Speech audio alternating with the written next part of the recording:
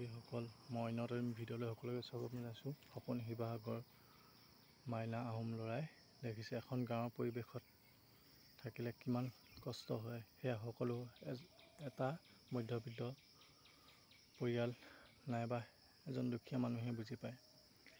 বানপানী আহিছে, দেখিছে বানপানী অহাৰ বাবে এইখিনি গোটেই ঘৰ দুৱাৰ গোটেই পানী বুৰি গ'ল। আৰু এইবোৰ দেখিছে খেতি পথাৰ গোটেই ভেন্দি দেখিছে আপোনালোকে, ভেন্দিবোৰ গোটেই বুৰি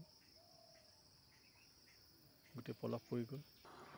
বানপানী আহিলে গোটেই খেতিপথাৰ নষ্ট হোৱাৰ লগতে মানুহৰ ঘৰ দুৱাৰ সকলো বুৰ যায়। কাৰোবাৰ ঘৰ পকা আছে, কাৰোবাৰ ঘৰ কেঁচা, কিন্তু সকলো বেৰ ফাটি যায়।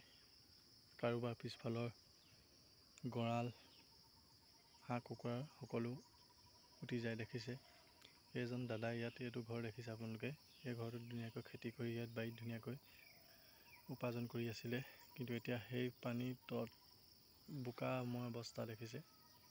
এইবোৰ ভেন্দি দেখিছে, ভেন্দি এনেকুৱা অৱস্থা হৈ গ'ল। ইমান কষ্ট কৰি যদি উচিত মূল্য নাপায়, কৃষকে কেনেকৈ খেতি কৰি খাব। গতিকে এতিয়া বজাৰতো শাক পাচলিৰ দাম বাঢ়িছে, গতিকে শাক পাচলিটো নাটনি হৈছে, গতিকে সকলো দামটো মূল্য বৃদ্ধি হ'বই।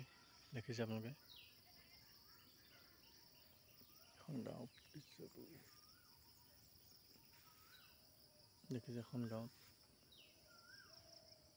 আৰু দেখিছে এইবোৰ চেগুন গছ, গাঁৱৰ লগতে চাচি গছ আছে। দেখিছে এয়া চাওক,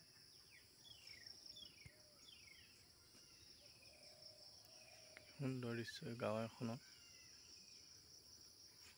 এইবোৰ দেখিছে আপোনালোকে বোকা পলস। এতিয়া ক'ৰবাত দিচাং নদীও বাঢ়ি আছে বুলি কোৱা শুনিছোঁ, কিন্তু দেখিছে এয়া গাঁৱত থাকিলে এটাই ভাল লাগে, গাঁৱৰ আকাশ বতাহ, চৰাই চিৰিকটি মাত, কুলি কেতেকী, আম কঁঠাল লিচু বগৰী বিভিন্ন ধৰণৰ পোৱা যায় খাবলৈ। গাঁৱত থকা আমেজেই বেলেগ। জীৱ জন্তু ছাগলী গৰু মুক্ত মনে ইয়াত ধুনীয়াকৈ চৰিব পাৰে। দেখিছে চাৰিওফালে হাবি বননি আছে, পথাৰ আছে, দেখিছে আপোনালোকে। কিন্তু চহৰত গৰু ছাগলী পুহিবলৈ বৰ টান, কিন্তু গাঁৱত যদি আপোনালোকে ভাবিছে এনেকৈ হেৰি কৰিব পাৰে। দেখিছে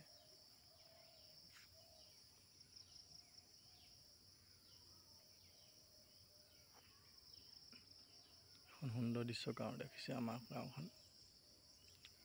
এইবোৰ পথাৰ মাজত বহুত দূৰত ঘৰো হৈছে। দেখিছে ইয়াত লাহেকৈ ইয়াত আহু ধান বা বাও ধানৰ খেতি কৰিব। সেই ভেন্দিখিনি উঠাই দিয়াৰ পিছত দেখিছে, মই আপোনালোকক দেখুৱাম। আগৰ ভিডিঅ'টোতো মই আপোনালোকক দেখুৱাইছিলোঁ এইটোত কেনেকৈ সৰিয়হ খেতি কৰিছিলে এজন দাদাই। এতিয়া লাহে লাহে ঠাণ্ডা কালি আহিলে ইয়াত ধুনীয়া বিভিন্ন ধৰণে সৰিয়হ খেতি, মৰিচা, কবি চবি খেতি কৰিব।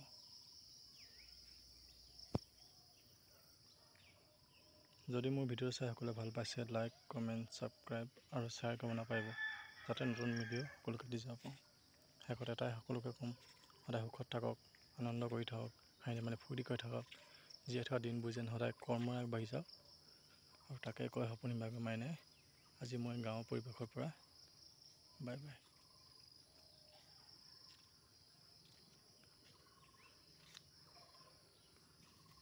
দেখিছে গাঁৱৰ পৰিৱেশ, এই ৰাস্তাটো চাওক।